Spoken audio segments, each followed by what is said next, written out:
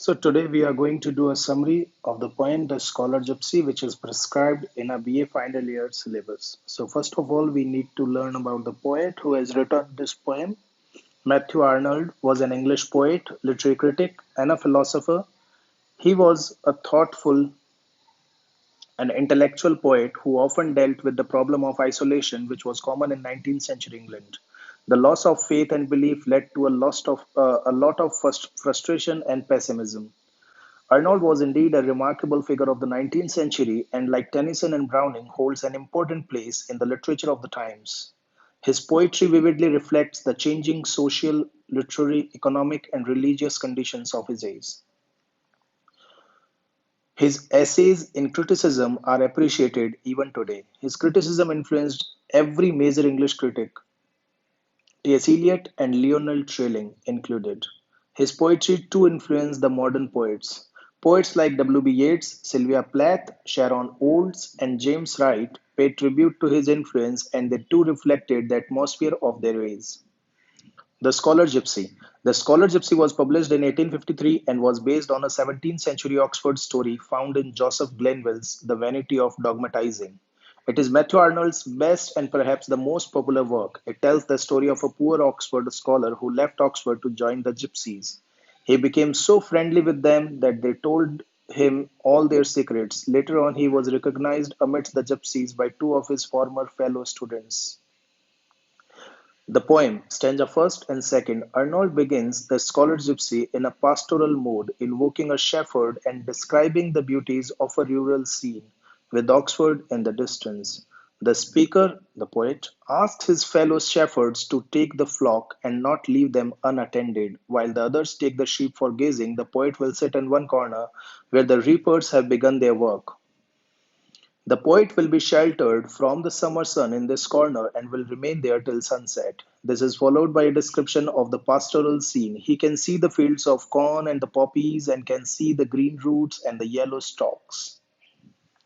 Many years later, two of his former college friends met him and asked him what he was doing. He told them of his gypsy life and their art and secrets which he wanted to learn. Once he knew their secrets, he would return to normal life and let the world know of their secrets. The poet here says that he himself has seen him often enough in the countryside. Boys scaring the birds in the fields had seen him, and also in the grassy meadows filled with sunshine Cummer, in the Cumnor Hills. People returning from Oxford had seen him crossing River Thames in a ferry. He was found trailing his fingers in the river water or leaning back in a thoughtful way, with a bunch of flowers in his lap which he had plucked in the boughs of the wych wood. Again, he was not seen for some time. Girls from far off villages who danced around the elm tree in May had seen him in the darkened fields at night. Very often, he had given them flowers he had collected from the fields, the anemones and bluebells drenched with the dew of summer evenings. But he spoke to none of them. He was always pensive and thoughtful. He was also seen above Godstow Bridge in hay time in June. The housewife darning something outside her house in the Cumnor Hills too had seen him. He was hanging over the gate watching the threshers working the corn. Even the children who looked for cresses, water plants, in the stream morning and evening had seen him wander around in the April mornings and also at night when the stars are out in the skies. They had seen him walk through the dewy grass. In winter on the highway, when it was very cold and foot travelers were going through the flooded fields, the poet says he had seen the scholar gypsy on the wooden bridge, wrapped in his cloak and fighting against the cold and snow. He had climbed the Cumnor Hill and turned to watch the lights of the church while the snowflakes were falling.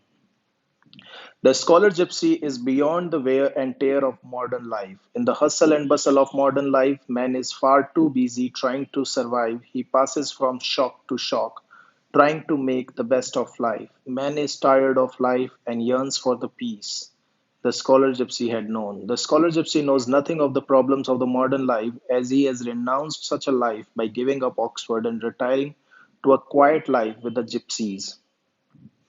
Arnold in these stanzas points out the contrast between the life of the scholar gypsy and that of a modern man. England had become more city based and industrialized, and people had lost faith in religion as a result of Darwin's theory of evolution, which said the man is descended from the ape. The scholar gypsy knew nothing of this, hence he had no doubts. All men are waiting and all suffer, and it is only one among the many who manages to somehow get a little of what he wants. The scholar gypsy lays bare his soul of how he suffered and strived, his sad experiences, his misery, and his growth, and how the little he gained has eased his hurt and pain a bit. The scholar gypsy lived in an age when life was pure and uncomplicated and free and clear like the water of sparkling Thames. He gives an apt description of modern life with its hustle and bustle and its goals which keep changing, where hearts and heads are overburdened by tension, worry, and ambition, which weakens him. These stanzas describe if the protagonist were to come into modern age, he would no longer be the scholar gypsy. His happiness would long be gone, and so also the peace and quiet of his life. He would be distracted and confused like all men in the modern world. In this last stanza, the poet speaks of the scholar gypsy renouncing the outside world just as the Tyrian merchant did. The seaman did not like the corrupt way of life in Greece, so he left for Iberia.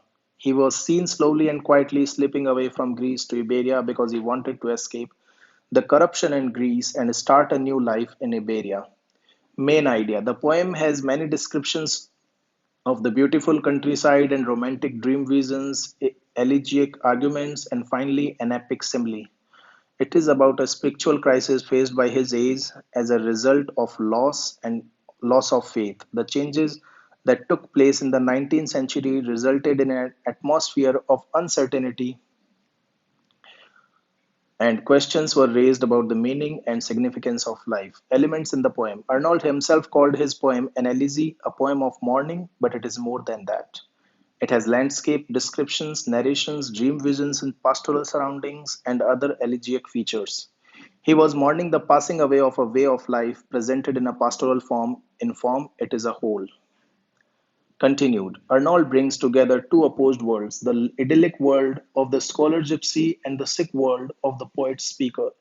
He is a poet who appeals to the head rather than the heart. His poetry does not have spontaneity, passion, or music, but it is reflective, stoic, and full of wistful melancholy. Style and diction. He is an intellectual poet rather than a poet who appeals to the masses, and he is worthy of our praise. Arnold's style is unique in English literature. It is simple, lucid, precise, elegant, and restrained. He was considered more of a critic than a poet, and as such, his poetry cannot be expected to be from the heart.